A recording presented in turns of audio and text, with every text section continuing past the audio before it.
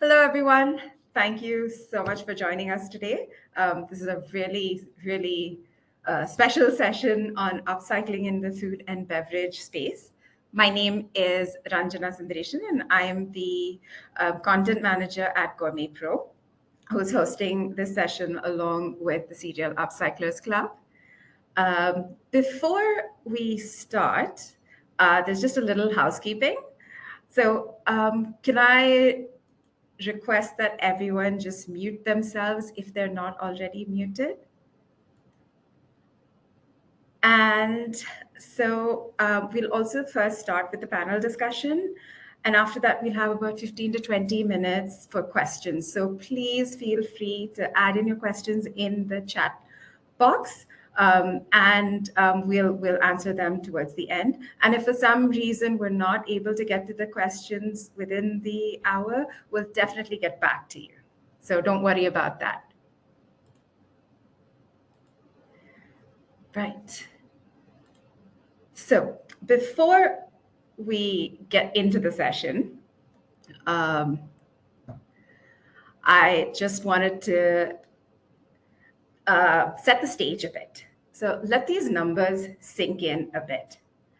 13% of all food produced globally is lost even before it reaches consumers. And a fifth of all food produced is wasted after it's bought or made available for buying. And the equivalent of 1 billion perfectly edible meals a day are wasted in households across the world, while 735 million people go hungry every day. And all of this comes at a cost. So food waste today accounts for about 8 to 10% of greenhouse gas emissions. And that's around 4.4 billion tons of carbon dioxide equivalent a year, and around $700 million a year in environmental costs.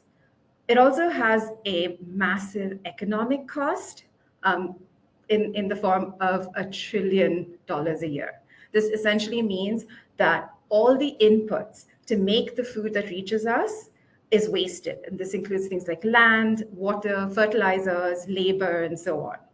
So it's really important to find effective solutions to food waste. And that seems really obvious, but any problem worth solving also tends to be expensive. So, and estimates suggest that nearly $50 billion a year are needed to address food waste. But any guesses to what the actual investment is? It's just 0.1 billion. So some of the takeaways from all this data is that we need to act really fast to address this problem, and that there are so many opportunities that are untapped and underexploited. So in fact, addressing food waste may be one of the most feasible solutions we have to quickly start bringing down our emissions. And one way to do this is through upcycling, which is what this fabulous panel is going to be talking about today.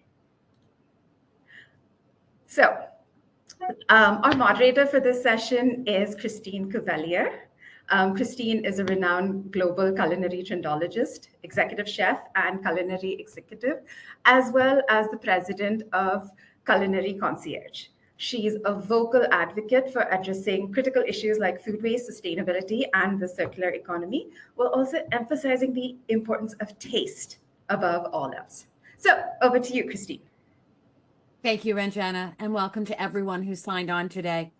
I love that you started with those stats because they're real. And it's something that makes us sit up and realize that all of us together have to think about a solution. And so conversations like we're going to have today and can spur inspiration and can spur ideas and can start having collaborations that may lead to solutions. Those stats are scary, but in one way that tells us what our task is ahead of us. When we think of the food world, we think of the food world as a global community. And certainly GourmetPro is a group of a global community in the food world. So it's really a timely topic that we're talking about.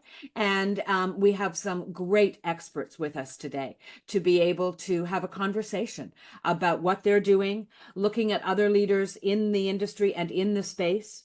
You know, when we think about rescuing otherwise wasted fruits or vegetables, we think about upcycling and we think about innovation, and it's all about opportunity. So let's jump in.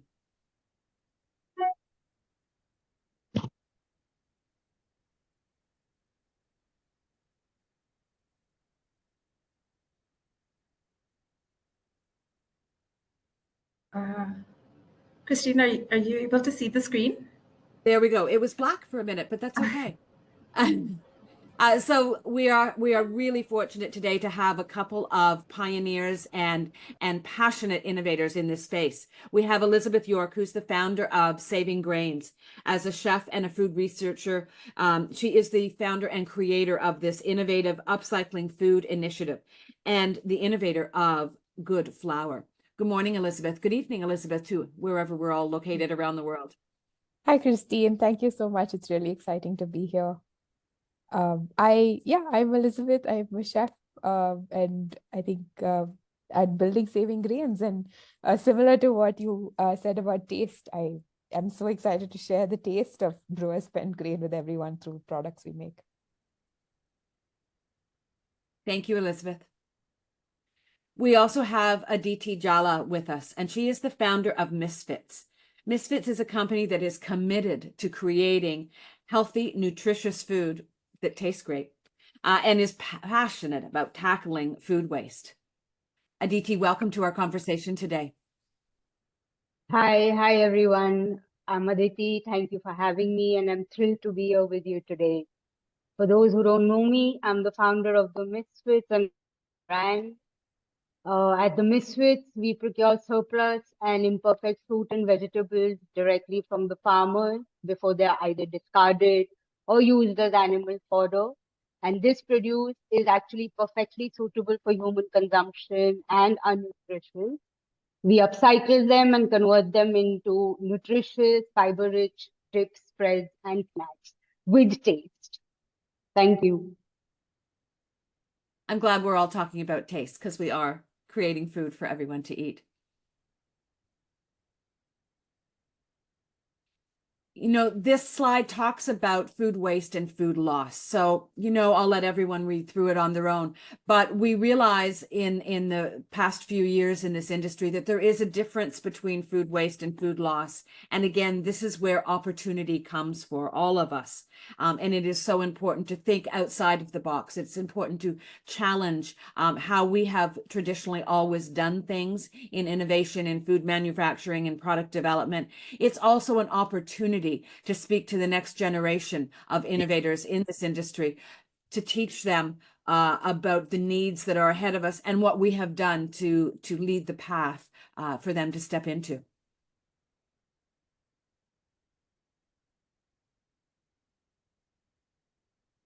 So I think Elizabeth has a bit of a bone to pick with the word food waste here, and we should probably let her talk about that. Sure. I think that especially when we work in the food upcycling space, the word waste often gives a lot of negative connotation. So while what globally, while what we consider we are upcycling waste, I think we've tried to stay away from using the term waste because it makes it seem like it's not meant for people to eat. Or it's meant to maybe then just be composted or turned into biofuel, but not as an edible resource. And so at Saving Grains, we try to use the word byproduct, or we try to use the word ingredient to say that it's just as good as something else, as another ingredient, and it's not anything which is to be considered waste with all of its negative connotations. So we try to stay away from that word, but yeah. I love that you said that, Elizabeth, because certainly people do think that waste means it's something we cannot eat, and it's quite the opposite. Elizabeth, how have you had to educate your consumers and educate those in the space about what using waste, or not using the word waste, is in innovation and is in the future of saving grains? Through taste. Often we call brewers spent grain, which is the byproduct of the beer brewing process, an invisible food. So in a city like Bangalore, we have about 60 microbreweries, and each of which produce about 200 kilos of byproduct, which is the brewer spent grain a day. And this grain comes from the malted wheat, malted barley process. So it has a lot of residual flavor still in it. What people, we call it an invisible food because in our cities, people just don't know it exists and it has a lot of protein and fiber. And so because people don't know what it tastes like, people don't know what it is, it's often like, okay, maybe this is not for us.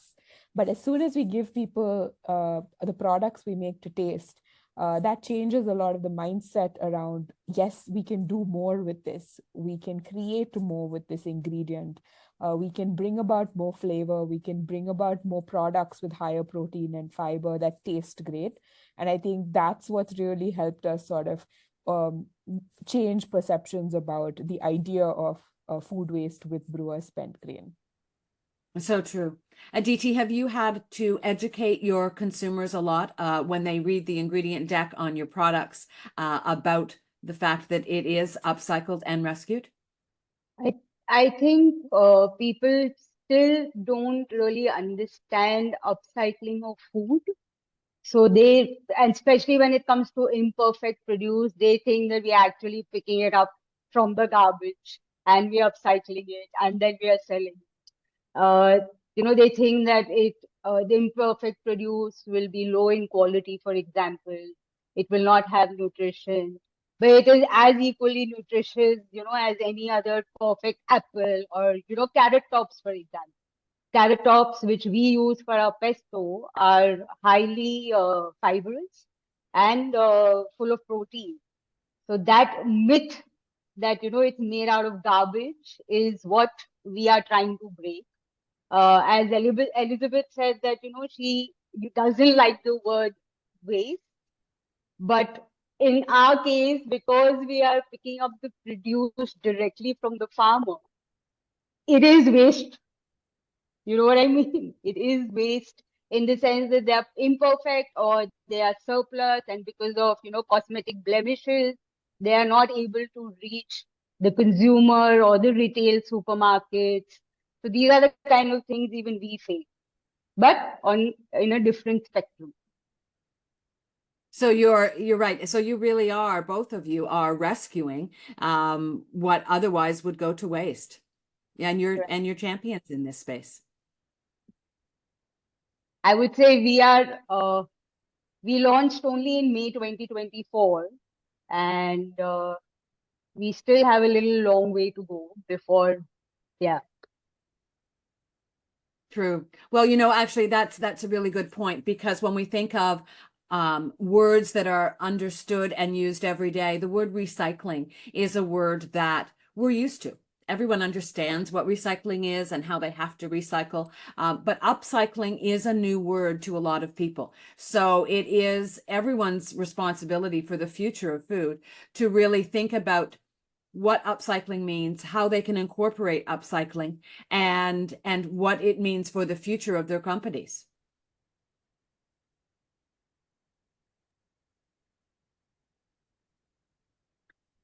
On this wasted food scale, there are a number of steps through the scale. And so I'd like to ask both Aditi and Elizabeth to talk about where their companies fall in this slide. Aditi, let's start with you. So we are in the donate or upcycle domain. And Elizabeth? Yes, and we are also in the same space where we're trying to make the most of an ingredient, which actually normally is either fed to animals also. So that's also something, and especially in cities, it sometimes can be sent to landfill as well. So we're trying to sort of step up that food waste scale, and instead of and try to create more systems within our city spaces where we don't have to buy grain that has to come. I mean, we don't have to move grain that comes from outside the city into the city, but can we rather harvest this grain that is grown or that is produced within our cities, and can we upcycle it and use it? And so while traditionally, yes, brewer spent grain is fed to animals, in a city-based landscape, upcycling it for people food could be a better option environmentally. So changing the flow and changing the norm, if it really was a norm before, is one of the challenges or one of the things that might not be working in this system. And you are always having to challenge it and put forth ideas that would work and that change that flow. It's very important, and that's what innovation is all about. Absolutely. And there's so much potential to do more with materials and ingredients. And even though like brewer spent grain may not be traditional to the Indian ecosystem, right? It's not a traditional ingredient like a millet or another like a kapali wheat, which is a more traditional grain. I think the idea of also how do we look at non so-called traditional food systems as that way of innovation, right? Can we make our daily bread of chapati with brewer spent grain, which increases the high fiber and wheat content to meet certain nutritional needs? And then can traditions then become, like, can innovations then become traditions? And how do those kind of grow within the foodscape? How do we keep innovating around what's around us? I think that's the success of innovators. And I love the fact that you use the word traditions, because certainly everyone gets in the habit and doing things the same way we've always done things. But the future of food cannot be that way. We know that from the stats that Regina shared at the start of this presentation. These stats are shocking, and this is part of our world. We must come together and collaborate with ideas. And that's exactly break the paradigm of traditions. I'll also like to add or even enhance tradition. So traditionally in food consumption, for us, like you'd in our traditional kitchens, everything would be eaten or everything would be consumed. And I'm sure that's exactly what Aditi is also building with the Misfits, right? Every part of the ingredient would be eaten. But because of the way we've sort of built our patterns of eating and consumption, we've sort of forgotten these ingredients that traditionally we would look at every part of the ingredient and eat somehow, like whether we'd bake a chutney or we'd ferment it to be used. And I think that while drawing on traditions and building on traditions, I feel in the same scape, there's so much that we can learn from also and build on. Very true. I am a global culinary trendologist and food strategist and executive chef. So I'm always thinking about the future of food. And so many people ask me the difference between trends and fads. But food waste, food rescue, and upcycling is neither a trend nor a fad. If I think about, I'm based in Canada. And so when I think about it, it is shocking to share the fact that Canada is the country in the globe that wastes the most amount of food. 58% of food that is grown in farmers' fields coast to coast in Canada ends up in landfill. And that is just shocking. We grow enough food in the world, and yet we cannot feed everyone in the world. And as a chef and someone in this food industry, it hurts my heart to think about that. We know that the United Nations Sustainable Development Goal number 2 talks about creating a world free of hunger by 2030. So again, that's another aha moment for all of us to say we have to do something to change the future and to really think about the opportunity for innovation.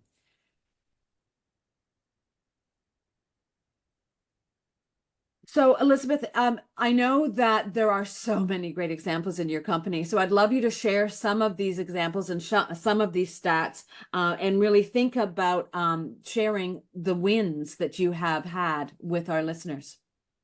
Absolutely. So I completely resonate with what you've said about I'm a chef by profession as well, and we are taught to create food. We're taught to innovate and to give people delicious things to eat.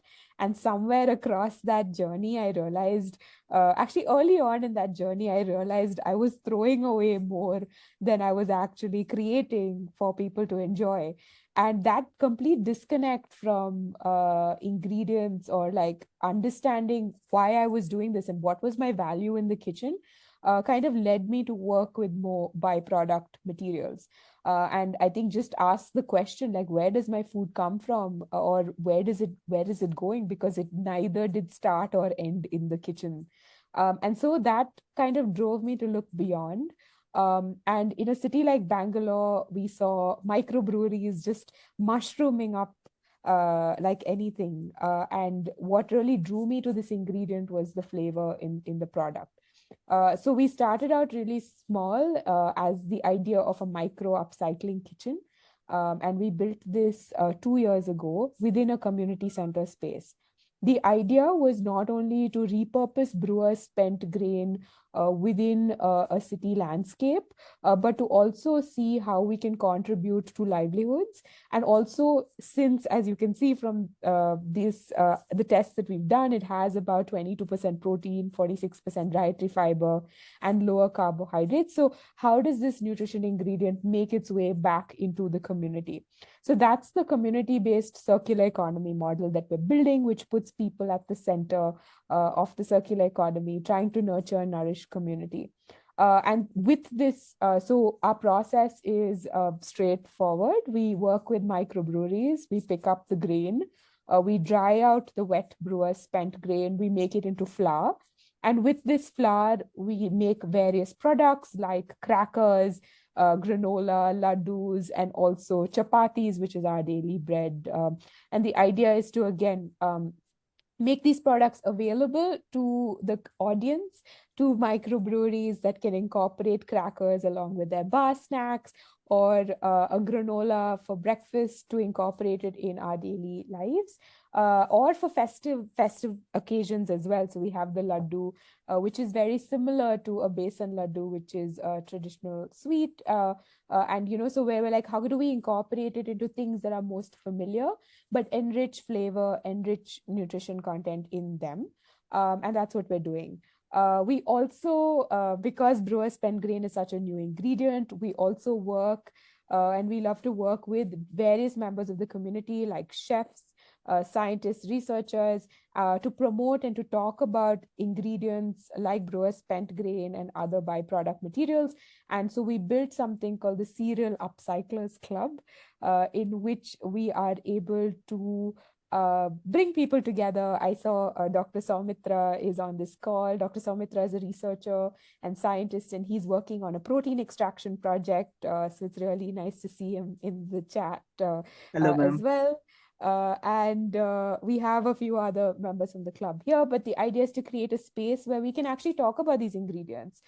Do you have, as a producer of food, do you have an ingredient you have left over? As a researcher or scientist, do you have an idea that you want to build? And to come together into a space to sort of create more awareness. And I know we're going to talk about that in a bit as well. But so while we want to obviously put these byproducts as a commodity in the market, I think there's a big gap to also kind of sort of just talk about them a little more. There needs to be awareness that such ideas and products also exist for people to eat and consume in a safe form. I love the fact that you have identified where there are gaps and what has to be fixed, but you're also bringing a community together. And I think that's great. I feel that's the only way to be able to do things with the community. Exactly. Aditi, I'd love you to jump in now and tell a little bit about what's been working in the Misfits, maybe what hasn't been working, and what some of your challenges and wins have been. So I would just like to take this entire conversation a little behind. We, as a family, as being in the kitchen, we are believers of utilizing the whole fruit and vegetable, using old tradition of upcycling and cooking up something new from what is already available in the pantry. So when we decided to take matters in our own hands regarding food waste in a very small way, We wanted to create awareness about how precious food is and value what we have. While I was thinking about the idea of Misfits, it actually reminded me of my mother's approach. She believed in using everything and preserving and freezing whatever we could not, use immediately. And if I look at our family values, any leftover fruits or vegetables, as Elizabeth pointed out, we would make chutneys, relishes, jams, pickles, anything out of that, which we could enjoy throughout the year. And that's when I realized I wanted to start a brand that took these, imperfect fruits and veggies and transformed them into delicious dip spreads and snacks. Uh, the Misfits became a practical solution, if I may say, to food waste inspired by old school preservation and my family values, to be very honest. As already pointed out, our products are plant-based, 100% natural and clean, with no preservatives, no added sugar or sugar alcohols, and they are non-GMO. We also use antioxidant-rich seeds and herbs like ashwagandha, moringa, and brahmi that support physical and mental health. The products are high in protein and fiber. For example, 100 grams of our pesto, which is made out of upcycled carrot top, which would have been animal fodder otherwise, has around 13 grams of protein and 3 grams of dietary fiber. Whereas our cocoa spread, for example, which has whole real ingredients like pumpkin and chickpeas, it has 11 grams of protein and 8 grams of dietary fiber. I would say since our launch in May 24, we have diverted around 90 kgs of veggies from being dumped to the landfill, saved around 12,000 liters of water that goes into production of these veggies, and we have reduced 50 kgs of greenhouse gases to be emitted in the atmosphere. I love the fact that you have based this on tradition and something that your mother and family have always done, and sharing it with the future, making it into a business is that's the definition of innovation. When we look at some of the benefits of upcycling foods, we think about it from three categories. It can certainly affect the environment, the economy, and nutrition. And I love the fact that when Elizabeth talks about not using the word waste, I wholeheartedly agree. We are rescuing in this category, particularly when we think about innovation. People think if we use the word waste that we cannot eat it. No, there's a high percentage of the vitamins and nutrients are still in an apple. Even if it's not a beautiful Chanel boutique apple, it still has those vitamins and nutrients in it. So we reduce food waste, we reduce carbon emissions, promote sustainable food systems for the environment. The local and rural and artisan connections are so important with the farms and the farmers around us and around our manufacturing facilities. We really think about cutting costs, and it does increase profitabilities. So many companies around the world have stated that they want to reduce their food waste in manufacturing by 50% by 2030 to 2035. This is the way to get there. This is the path to get there. And we're all about innovation and great tasting products. So we know that those flavors will come through in the products that are innovated.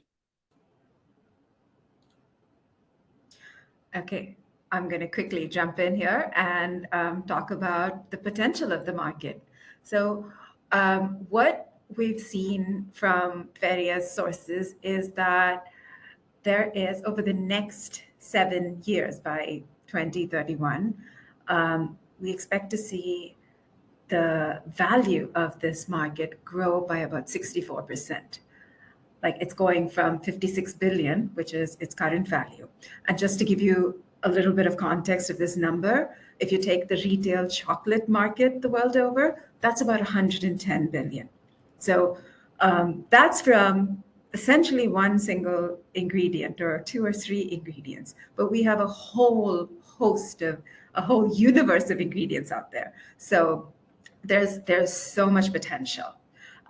Also, at the moment, North America is the key region for upcycled foods, um, and but again, that just means that there's a lot of opportunity for other markets to step in, pick up some of the slack, do a lot more based off of their local and regional ingredients that they're seeing um, not being utilized as well. The other thing about this space is that food and drink is such an integral part of our lives. And so it's not surprising that this is the segment that is expected to see the highest growth within the upcycled space, much more than other areas like personal care or household, or I think even textiles for that matter. All right, back to you, Christine. Thanks, Ranjana. It is growing. This whole category of upcycling is growing, and the awareness and the education is coming from organizations and associations. One good example is the Upcycled Certified organization, and it is one of the fastest growing seals that we can put on our foods that we produce. As of December 2023, there were 93 companies and 480 products that were certified. This is a growing organization, and conversations like we're having today really help people become aware of this kind of certification, and that there is an organization supporting and helping the future. When we think of looking at everyone in that space, they are responsible for a lot and a huge amount of rescued food innovation. Let's look at some challenges and misconceptions. It is considered a new category. Just, things that Elizabeth and Aditi have said today. It is a new category. There are people who don't understand that this is absolutely edible and absolutely nutritious. So we have to think about changing the perception. We have to think about educating not only consumers, but manufacturers and co-packers. We have to educate them on what is possible ahead of us. Many times the food production process might have to be changed, but that's okay. If the output tastes the same, if the profit margin still the same, we are then, the point of differentiation is using otherwise wasted fruits or vegetables.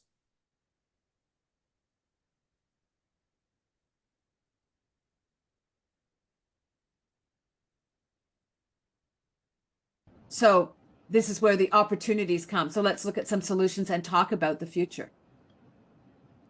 Sorry, just a quick step in before that. Are there any specific challenges that Aditi and Elizabeth have faced for their particular, in their particular fields?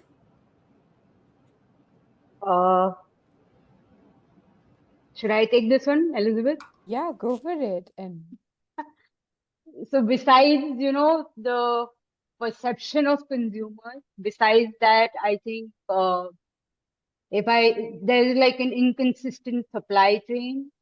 So because of climate crisis, which is hitting the agri-food sector hard with worsening droughts, floods, and shifting growing seasons, availability vary based on season, weather condition, and market demand.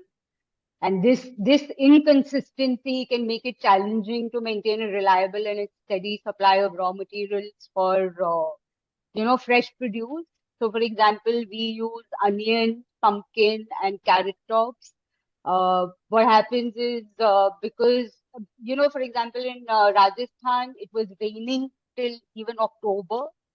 So to get onions at the right time for the right price was a little challenging. The other thing I would like to point out is the fact that, our produce that we procure is not of the perfect shape or size. So there are no machineries available to us that can actually help us peel it. So when it comes to onions, there are days when we actually, by hand peel like 20, 30, 40, 50 kgs of onions in a day. The other thing I would like to point out is the transportation and storage. So this produce that often comes from source such as farms or mandis, they need to be handled very carefully. And then when they get here, we obviously do like a triple quality check. But because we are getting this produce from farms, directly from farms, there are times where when storage at farm level is a big challenge. Yeah, I guess these are the three challenges that I'm facing currently since the time we have started. Elizabeth, what are some of the challenges you've faced in your journey? For me, I think it's food safety because especially with a product like brewer spent grain, which is very perishable, I think just making sure that the brewery as well is on board with the process of working with us to make sure that the product we're transporting is at the right time, at the right temperature, so we can process it in the right manner. And that's been a very interesting challenge of education of different spaces because they're not used to preserving it for human food. So basically setting up that process was a challenge that I didn't anticipate when I first started. But also the challenge of machinery and equipment of processing. So you have large DDGS dryers that fit in with larger, extremely large breweries that process tons, maybe 20 to 30 tons of spent grain a day. And you have equipment like that that can dry the grain immediately. But for smaller units, for microbreweries, I guess nobody thought it would be needed to preserve the grain. So there is no equipment which is built to process that much moisture in the grain. So we use a lot of DIY solutions and are working, and that's why we work with a lot of researchers to figure out what's the best way, which is least energy consuming to process this grain. So in some of the products we make, can we use the grain as a whole? Do we need to dry it out in a dryer is one question. The others is, can we ferment it or can we use it as pickle beds? Can we make misos and soy sauce out of it? So apart from the current products we do have, there's so much more to do in terms of scaling up and actually thinking about low impact, especially from an environmental perspective, because we want to do a lot with this flavorful material, but also how do we do it in a responsible manner that's not adding more into the environment as a resource rather than making sure that all of our processes make sense. Can we use spent grain as a biofuel to power our ovens? So these are conversations we're currently having to figure out how we can close the loop and make this process as circular and low resource intensive, but make the most out of this ingredient as we can. You know, that tags on to my next question, which is all around profitability. I'd love each of you to share your struggles with what is the cost of the foods that you are rescuing and upcycling, and with your manufacturing challenges that you've spoken of, how does those challenges increase the costs in production? We're here for making great tasting food, but it is a business to make money. Aditi, why don't you start? I think again, my business is at a very nascent stage, but as far as profitability and as far as making money goes, currently, as I said, my major input is agricultural produce, and we all know how that fluctuates. What we do is we provide that additional income to farmers. So something which would be thrown away, for example, we actually procure it at the current market price because we want to give that additional income to our farmers and we want that benefit to be passed to our farmers. Secondly, as I said, the labor cost is quite high at our end because, as I said, that onions, for example, we have to peel them manually. Sorting carrot tops are also again not an easy task. You have to actually, take out each and every leaf. You need to take care that you don't get the thick stalk, otherwise your carrot top pesto would become bitter. So there are these are the costs that we are facing, and of course, then you have other input costs which keep fluctuating. So, for example, cashews or almonds that go into our products, because we are a new brand. Uh, to get a to get a supplier who will be able to give me the price that suits me, it's still going to take me some time. But these are like the 2-3 major challenges that we face. And then, of course, branding and marketing is a huge cost. Uh, Educating consumers, being out there on practically all social media networks, that also contributes a lot to my bottom line. So yeah. Thanks, Aditi. Elizabeth, what have you found in your experiencing about purchasing and sourcing and the costs of your raw rescued ingredients? Yeah. I think we are trying to find new innovative business models to make this as interesting and the need of the hour for everyone involved in the supply chain to make sure that we build a successful model. So at one end, with brewer spent grain, we see the rise of the need of protein and fiber in the market. Here is an ingredient produced as a byproduct. Can we build or can we create spaces for better cleaner versions of protein, which is again something that the market is requiring or needs. And what does it take to do this? So we've introduced it as a base product in terms of we can build flavor, taste, and as an initial kind of, these are a few options that we can do. But again, there's a lot of R&D work in the background trying to figure out what else on top of that. The other thing is that we work with microbreweries in the city. Bangalore has a thriving pub culture. Can we bring them on board the sustainability wagon? Can we work with them to create interesting spaces, market spaces for their own byproducts? And this is something that we're working on doing that we think is definitely so one of the models we work on is a commission-based model where we work with breweries to pick up their grain, process it. So it's processing the grain as a service for them, building recipes and giving it back to them.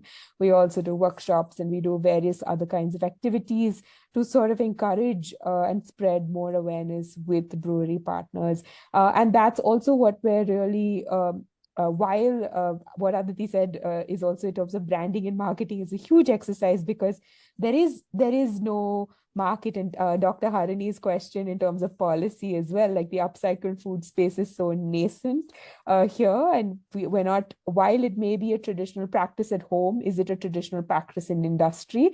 And how do we make it, and how do we show people that there's potential in terms of being lucrative? So we're really at a stage, even though we're just only 2 years old, and my excitement for the product comes more from a creative space versus a business space. But we're trying to see what are the other interesting business models we can build around it, especially with collaborators. Like, I think that in a circular economy, in this kind of business, we can't do anything traditionally like how the industrialized food system would do.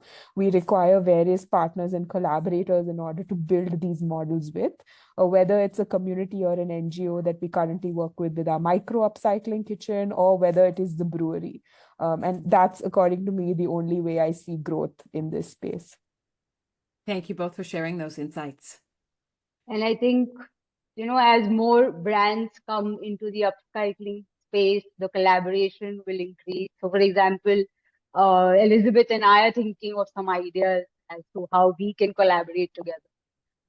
So we need to we need to promote upcycling of food, and we need to work together to, the main goal is reduce our carbon footprint. Reduce, there should be food available in 2050, for example.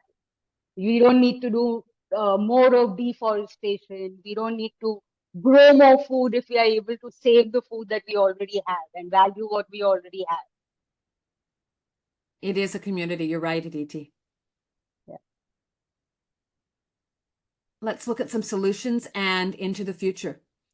When we think of upcycled innovations and doing a lot of category and competitive analysis, there are a lot of great examples out there. Companies like Pulp Chips that save thousands and thousands of kilograms of vegetables and fruit pulp and turn them into chips.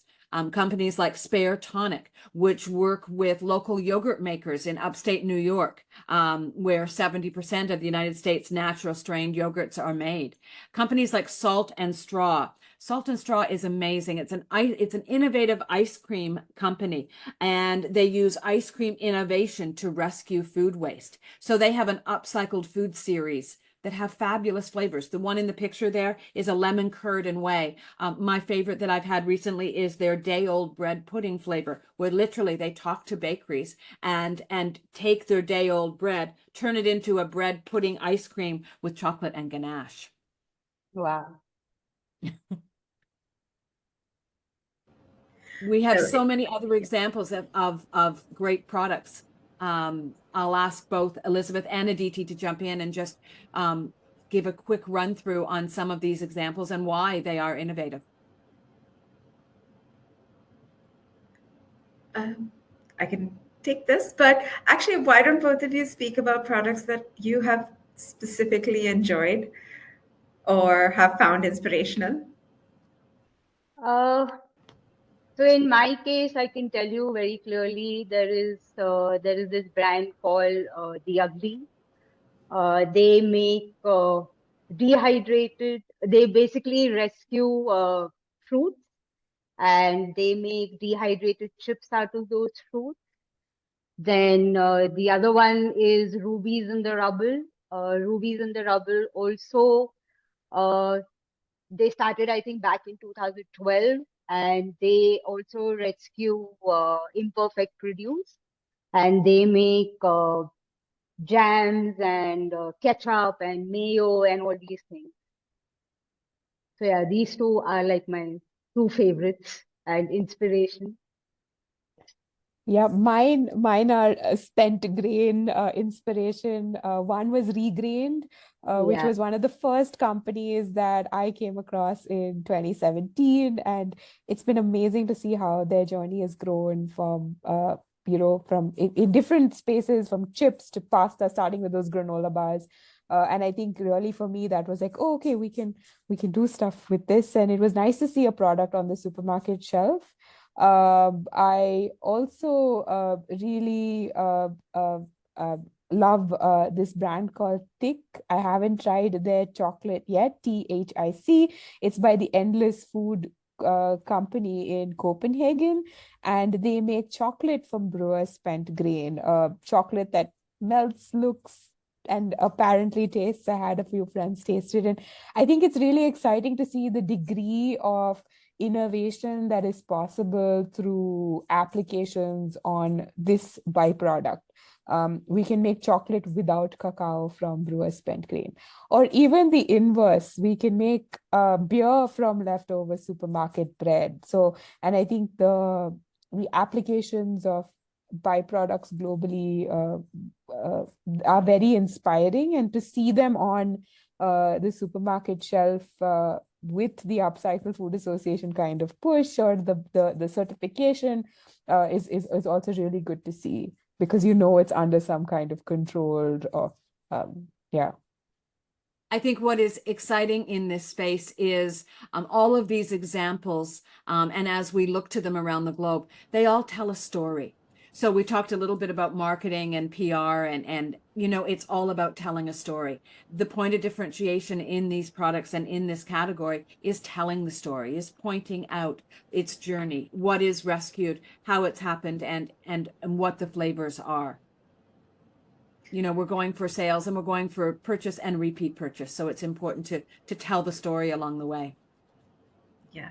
And just to jump in there, it isn't just final products that that are being upcycled. There's also a lot of people who are extracting valuable nutrients and compounds and enzymes and so on and so forth um,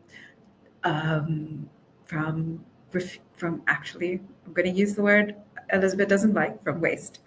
Um, but and And this is Byproduct, maybe. yes, byproducts. um, and and this has spun off an industry for ingredients, not just things like fiber or fats in this case, but also colors and flavors are emerging from upcycled byproducts. And so essentially, the breadth of opportunity here is just endless, and it's just, I think, a question of your imagination, like how It wide is. your imagination is. It's a Uh, question of saying what's possible, because anything is possible.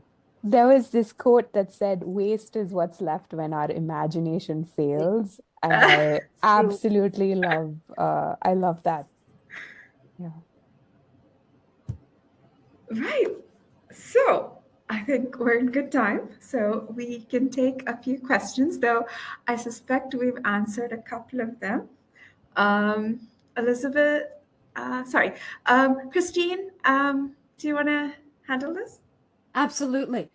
Thank you to everyone who has put questions in our chat, and to everyone else, please put them in there, and we will address them.